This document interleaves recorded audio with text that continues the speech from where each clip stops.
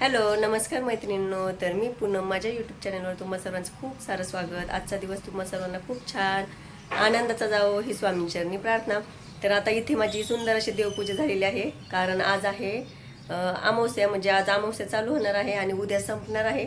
तर आज मला देवासाठी नैवेद्य पण करायचं आहे, तसेच लक्ष्मी आईला पण नैवेद्य वगैरे दाखवायचं आहे.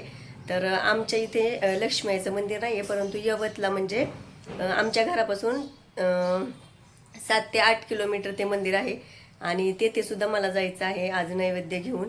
तर घरातल्या देवांना आणि त्या देवीला सुद्धा मला नैवेद्य दाखवायचं आहे. तर आज जाणार आहे, परंतु त्याआधी मला स्वयंपाक तर पूर्ण करायचा आहे. तर आता छान अशी देवपूजा करून घेतली मी आणि चला तुम्हाला दाखवते आज स्वयंपाक. तर आज मला पुरणपोळीचा स्वयंपाक करायचा आहे, त्यासाठी मी इथे डाळ शिजत घातली आहे. तर म्हणजे ही शिजली आहे डाळ आता, कारण मी मगाशीच डाळ शिजत घातली होती. आज मुलांचा डबा सुद्धा द्यायचा होता, तर त्यांच्या शाळेचं सुद्धा सर्व आवरून दिलं, त्यांचे डबे वगैरे सगळे भरून दिले. म्हणजे सकाळी पण एक स्वयंपाक झालेला आहे माझा. तर आता मला इथं नैवेद्यासाठी डाळ शिजत घातली आहे, तसंच मी वाटण पण तयार करून ठेवले, भाजून सर्व वाटलेलं आहे. तर हे आमटीसाठी मी बनवलेलं आहे आणि आता मला पीठ मळायला घ्यायचं आहे, कारण पोळ्यांसाठी. तर आता मी पटपट स्वयंपाक आवरून घेते आणि मग देवीला पण जायचं आहे. तर त्यासाठी आधी मला स्वयंपाक पूर्ण करावा लागेल आणि नैवेद्य घेऊन जावं लागेल. तर चला मैत्रिणींनो, आता पटकन मी स्वयंपाक करून घेते. तसेच आज 5 मुलींना सुद्धा मला जेवायला घालायचंय. तर मग मी आज तनूच्या मैत्रिणींना घरी बोलवले, कारण आमच्या इथे काही मुली नाही आहेत. तर आज कॉलेज सुटल्यावर ती घेऊन येणार आहे त्यांना, मग त्यांनाच मी जेवायला घालणार आहे. तर चला मैत्रिणींनो, आता स्वयंपाक पहिल्यांदा पटकन आवरून घेते. तर इथे मस्त अशी डाळ शिजून ठेवली होती आणि ती छान शिजली होती. तर पुरणासाठी डाळ नेहमी चांगली शिजली ना तरच छान असं पुरण आपलं होतं. त्यामुळे चांगली शिजवली होती मी डाळ आणि या चाळणीमध्ये निथळण्यासाठी ठेवली आणि जे येळवण्याचं पाणी आहे ना ते आमटीसाठी बाजूला काढून घेतलं. तोपर्यंत म्हटलं डाळीतील पाणीसुद्धा निथळेन आणि मस्त असं आपलं पुरणसुद्धा तयार करता येईल. तर इथे मी आधी पीठ मळण्यासाठी घेतलं, कारण पोळ्यांना मग पीठ मळून ठेवलं ना तोपर्यंत मग इकडे पुरण वगैरे वाटेपर्यंत हे पीठ छान मुरलं जातं आणि पोळ्या मग छान लुसलुशीत होतात. तर मग इथे मी पीठ छानपैकी तेल लावून बाजूला मुरण्यासाठी ठेवून दिलं आणि म्हटलं चला आमटी बनवून घेऊयात. कारण आमटीसाठीचा मसाला मी सकाळी भाजून मस्त वाटून ठेवला होता, कारण मुलांना सकाळी डबे दिले आणि लगेच आमटीचा मसालासुद्धा काढून घेतला आणि त्याचे वाटणसुद्धा करून ठेवले. तर इथे मी आमटी बनवण्यासाठी जिरी मोहरीची व कढीपत्त्याची छान अशी फोडणी दिली आणि हा वाटलेला मसाला यामध्ये घालून जे आपलं आमटीसाठी येळवण्याचं पाणी काढून ठेवलं होतं, तर ते पाणी घालून मस्त आपले घरातील जे बेसिक मसाले असतात ते सर्व घालून घेतले आणि छान अशी आमटी तयार करून घेतली. तर अशी आमटी आमच्या इथे सर्वांना आवडते, कारण आमटी आणि भात हा मेनू एकदम बेस्ट आहे. जसं पुरणपोळी सर्वांना आवडते तशीच आमटी आणि भातसुद्धा सर्वांना आवडते आणि त्याच्याबरोबर पापड व कुरडई. तर हा मेनू आपला पोळ्यांबरोबर ठरलेलाच असतो. तर माझ्या मुलांनासुद्धा आमटी भात तसेच कुरडई हा मेनू भरपूर आवडतो. त्यामुळे मग मी इथे जास्त प्रमाणात आमटी करून घेतली आणि बाजूला ती उकळण्यासाठी ठेवून दिली.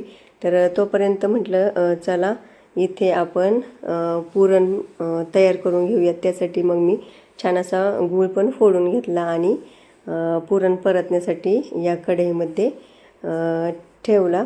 तर इथे माझं पुरण छानपैकी परतून देखील झालेलं आहे. तर त्यामध्ये थोडीशी सुंठ पावडर तसेच विलायची पावडर घालून घेतली, कारण त्यामुळे आपल्या पुरणाचा एकदम छान असा वास येतो आणि एकदम टेस्टसुद्धा एकदम छान लागते. तर पुरण शिजवताना त्यामध्ये मी थोडीशी हळद घातली होती, त्यामुळे त्याचा कलर देखील छान येतो.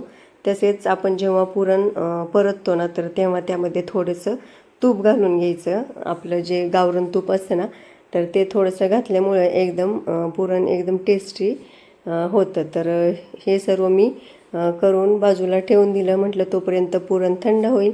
तर इथे मी पटकन भातसुद्धा घालून घेतलेला आहे. तर असा पुरणपोळीचा जर स्वयंपाक करायचा असेल ना तर सर्व कामे ही पटपटच करावी लागतात. तर मग आता मला नैवेद्य बनवायचे आहेत आणि त्यानंतर सर्वात शेवटी मग मी पोळ्या बनवणार आहे. तर येथे भात आता बाजूला होईल तोपर्यंत इकडे पोळ्या लाटून घेणार आहे. म्हणजे सर्व कामे आता आटपली जातील. तर मैत्रिणींनो, आता जवळजवळ माझा निम्मा स्वयंपाक झाला आहे. तर इथं आमटी केलेली आहे, इथं मी गुळवणी ठेवली आहे आणि इथे भात लावला आहे. तर आता पुरणसुद्धा वाटून झालेलं आहे. तर आता फक्त राहिले आहे पोळ्या बनवायच्या आणि नैवेद्य बनवायचं. तर आता ते पण उरकून घेते. तर मग इथे मी छान अशा पोळ्यासुद्धा लाटून घेतल्या आणि त्यानंतर मग लगेच भजी, कुरडई व पापड हे सर्व तळूनसुद्धा घेतले व त्यानंतर छान असं नैवेद्याची ताटं भरून घेतली आणि मग तेही बाजूला ठेवून दिले. तर मैत्रिणींनो, आत्ताच माझा पोळ्यांचा स्वयंपाक पण झाला आहे सगळा आणि इथे मी नैवेद्य वगैरे सगळं भरले, पाण्याची बॉटल, नारळ वगैरे सगळं घेतले आणि घरातल्या देवांना सुद्धा नैवेद्य दाखवले. तर आता मी देवीला निघाले आहे. तर आता देवीला नैवेद्य दाखवून येते. तर चला.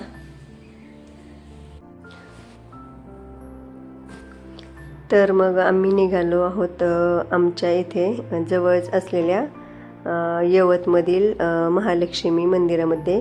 तर हे येथील एकदम सर्वात मोठं असं महालक्ष्मीचं मंदिर आहे आणि तेथे दरवर्षी खूप मोठी अशी यात्रा भरते.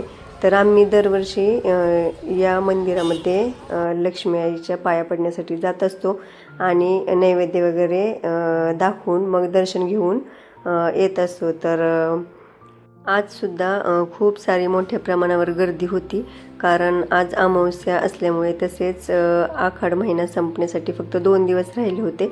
तर मग त्यामुळे भरपूर सारी गर्दी आज होती. तर मग छान असं दर्शन घेतले आणि त्यानंतरून मग बाहेर आलो.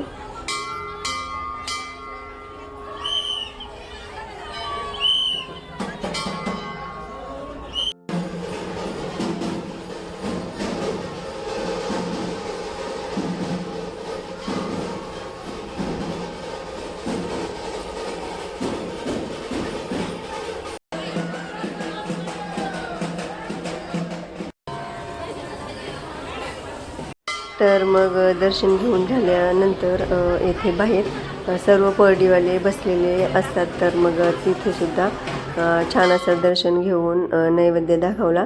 तर त्यानंतर मग आम्ही सर्व घरी आलो.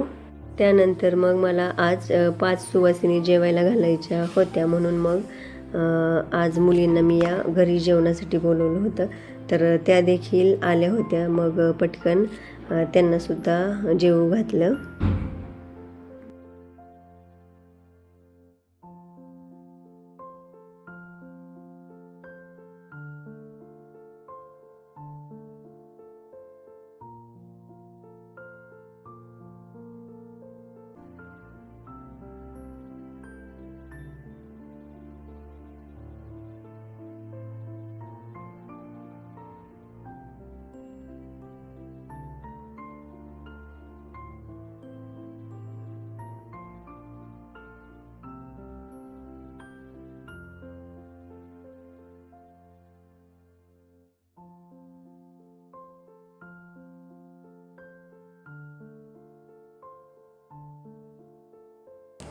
तर चला मैत्रिणींनो, आता मला पण उपवास सोडून घ्यायचा आहे आणि मुली पण आता जेवून गेल्या आहेत.